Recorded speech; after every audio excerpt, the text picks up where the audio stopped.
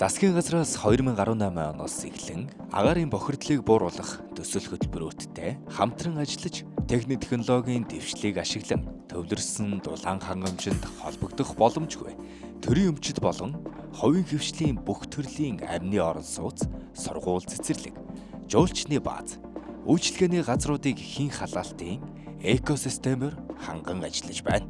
Энэхүү төсөл хөтөлбөрийн хүрээнд хийгдсэн томоохон ажлын нэг бол нийслэлийн 168 дугаар сургуулийн халаалтын ажил юм. За манайх нийслэлийн ерөнхий боловсролын 168 дугаар сургууль 2023-2024 оны хичээлийн жилийн 3 дугаар улирал буюу 1 сарын 29-нд сургалтын үйл ажиллагаагаа эхэлсэн.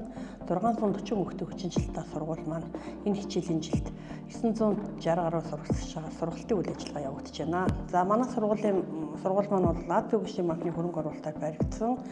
За халаалтын хувьд бол эко халаалтыг цог шийдлийг бол гор газаас шийдэж өгсөн байгаа. Энэ нь бол одоо маш дулаахан доголдол бараг гардаггүй нэг асуумай төвийн шугамд холбогдоогүй байгаа сургуульд бол нэг таатай халаалт байгаа. Тэгэхээр бид нар бол энэ гор газрын халаалтын хүчинд бол манай сургууль бол одоо өвлийн хувилрал буюу одоо сая 10 сарын 1-ээс газ аваад халаалтынхаа үйл ажиллагааг эхлээд явсан. Тэгээд эко халаалт бол маш зохимжтой байгаа гэдгийг бас хэлэхэд мэндэрүү таатай байна. За тэгээд гор газраас бол сар тутамд ирж одоо бид нар ажилчдаа сургах дээр нь одоо нөгөө нэг халаалтын цуухуудыг цэвэрлэх гэсэн үйл ажиллагаануудыг тогтмол явуулж өгч байгаагаар бид нарт бол өр хөгөөчтэй халаалтандаа санаа зовхгүй сайхан ажил явагдаж байгаа.